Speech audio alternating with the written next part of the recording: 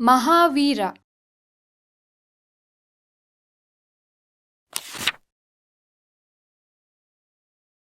ಬಹಳ ಹಿಂದೆ ವೈಶಾಲಿಯ ರಾಜ ಸಿದ್ಧಾರ್ಥ ಮತ್ತು ರಾಣಿ ತ್ರಿಶಾಲ ತಮಗೆ ಒಂದು ಮಗು ಹುಟ್ಟುತ್ತದೆ ಎಂದು ತಿಳಿದರು.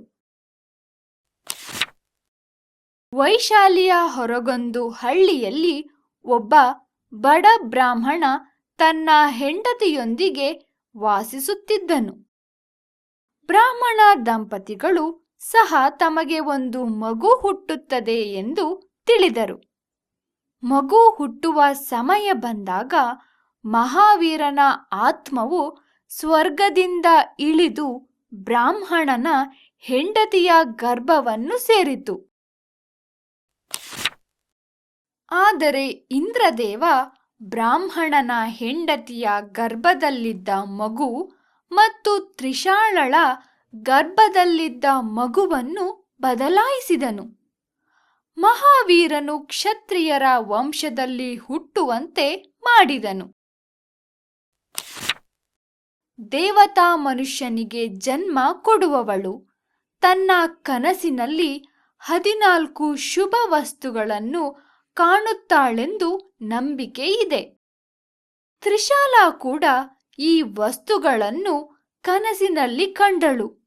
ಅವು ಸಿಂಹ, ಆನೆ, ಎತ್ತು, ದೇವಿ, ಲಕ್ಷ್ಮಿ, ಒಂದು ಜೊತೆ ಮಾಲೆ, ಸೂರ್ಯ, ಚಂದ್ರ, ಬಾವುಟ, ಬೆಳ್ಳಿ ಹೂಜಿ, ತಾವರೆಗಳ ಕೊಳ, ಕ್ಷೀರಸಾಗರ, ಪವಿತ್ರ ದೇವತಾ ರಥ, ಒಡವೆಗಳ ರಾಶಿ ಮತ್ತು ಹೊಗೆಯಿಲ್ಲದ ಬೆಂಕಿ.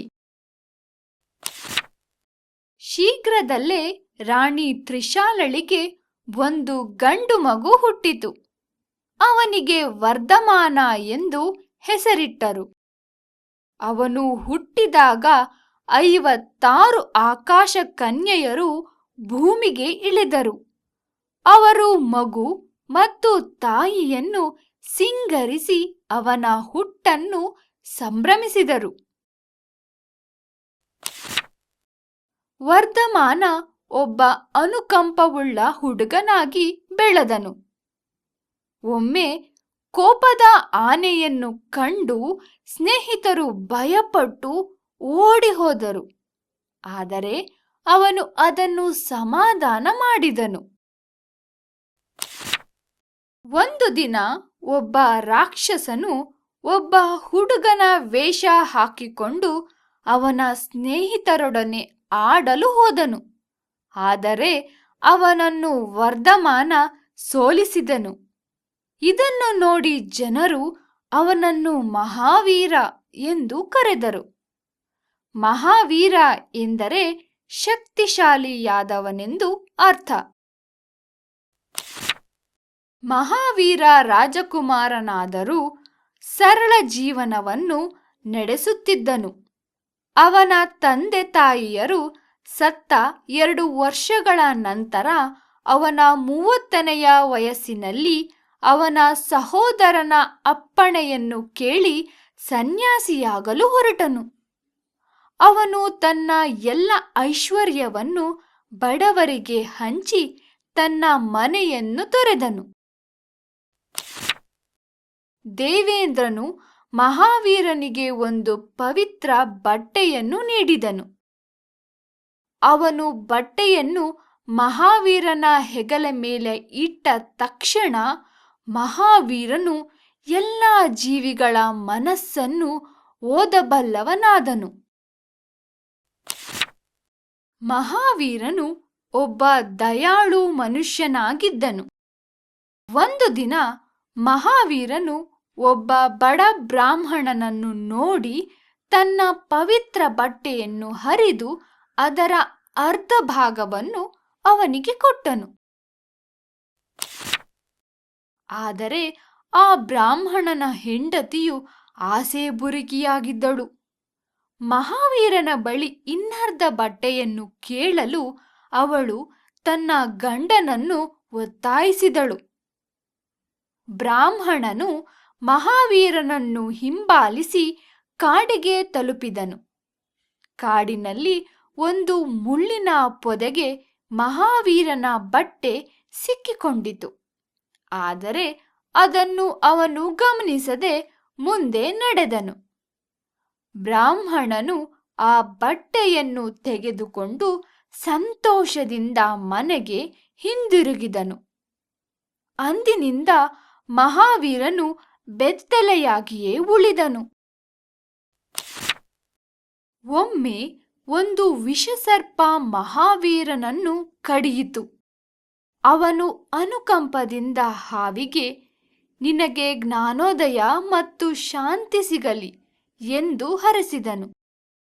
ಅವನ ಅನುಕಂಪದಿಂದ ಸರ್ಪವು ಬದಲಾಗಿ ಮುಂದೆ ಎಂದೂ ಯಾರಿಗೂ ತೊಂದರೆ ಕೊಡಲಿಲ್ಲ. ಮಹಾವೀರನು 12.5 ವರ್ಷಗಳ ಕಾಲ ಕಠೋರ ತಪಸ್ಸನ್ನು ಮಾಡಿದನು. ಅವನಿಗೆ ಯಾರಾದರೂ ತಿನ್ನಲು ಕುಡಿಯಲು ನೀಡಿದಾಗ ಮಾತ್ರ ಅದನ್ನು ಸ್ವೀಕರಿಸುತ್ತಿದ್ದನು. ಮಹಾವೀರನು ದೂರ ಪ್ರಯಾಣಿಸಿ ಕೊನೆಗೆ ಜಂಬಿಕಾ ಎಂಬ ಹಳ್ಳಿಯನ್ನು ತಲುಪಿದನು. ಅವನು ರಜ್ವಲುಕಾ ನದಿಯ ದಡದ ಮೇಲೆ ವಾಸವಾಗಿದ್ದನು ಮತ್ತು 2 ದಿನ ಉಪವಾಸವಿದ್ದನು. ಅವನು ಅಲ್ಲಿ ಧ್ಯಾನ ಮಾಡುತ್ತಿದ್ದಾಗ ಅವನಿಗೆ ಜ್ಞಾನೋದಯವಾಗಿ ಜೀನನಾದನು. ತನ್ನ ಅಂತರಂಗದಲ್ಲಿರುವ ವೈರಿಗಳನ್ನು ಗೆಲ್ಲುವವನು. ಮಹಾವೀರನು ಆಗಮಗಳನ್ನು ಬೋಧಿಸಿದನು. ಅವನ್ನು 11 ಗಾಂಧಾರಗಳಲ್ಲಿ ಸಂಗ್ರಹಿಸಲಾಗಿದೆ. ಮಹಾವೀರನು ಎಲ್ಲ ಜೀವಿಗಳ ಸಮಾನತೆಯನ್ನು ನಂಬಿದ್ದನು. ಅವುಗಳನ್ನು ಪ್ರೀತಿಸಿ ಗೌರವಿಸಬೇಕು ಎಂದನು.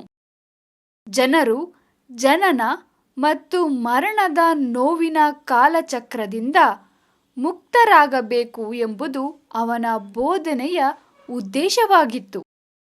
ಧರ್ಮಾಚರಣೆ ಮತ್ತು ಬಲಿ ಕೊಡುವ ಪದ್ಧತಿಗಳನ್ನು ಅವನು ವಿರೋಧಿಸಿದನು. ಮಹಾವೀರನು 5 ಪ್ರತಿಜ್ಞೆಗಳನ್ನು ಬೋಧಿಸಿದನು. ಅವುಗಳು ಅಹಿಂಸೆ, ಸತ್ಯ, ಕಳ್ಳತನ ಮಾಡದಿರುವುದು, ಬ್ರಹ್ಮಚರ್ಯ, ಲೌಕಿಕತೆಯಿಂದ ದೂರವಿರುವುದು. ಜ್ಞಾನೋದಯವಾದ ಮೇಲೆ 30 ವರ್ಷಗಳ ಕಾಲ ಮಹಾವೀರನು ಅನೇಕ ಸ್ಥಳಗಳಿಗೆ ಪ್ರಯಾಣಿಸಿದನು. ತನ್ನ ಅನುಕಂಪದ ದಾರಿಯನ್ನು ಅನುಸರಿಸಲು ಜನರಿಗೆ ಹೇಳಿದನು. ಅವನು ಜೈನರನ್ನು 4 ಸಂಘಗಳನ್ನಾಗಿ ವ್ಯವಸ್ಥಾಪಿಸಿದನು. ಮಹಾವೀರನು ತನ್ನ 72ನೆಯ ವರ್ಷದಲ್ಲಿ 2 ದಿನಗಳ ಕಾಲ ಬೋಧಿಸಿದನು. ಬೋಧನೆ ಮಾಡಿದ ನಂತರ ಇಹಲೋಕವನ್ನು ತ್ಯಜಿಸಿದನು. ಅವನು ಜೈನ ಧರ್ಮದ 24ನೆಯ ಮತ್ತು ಕೊನೆಯ ತೀರ್ಥಂಕರನಾಗಿದ್ದನು.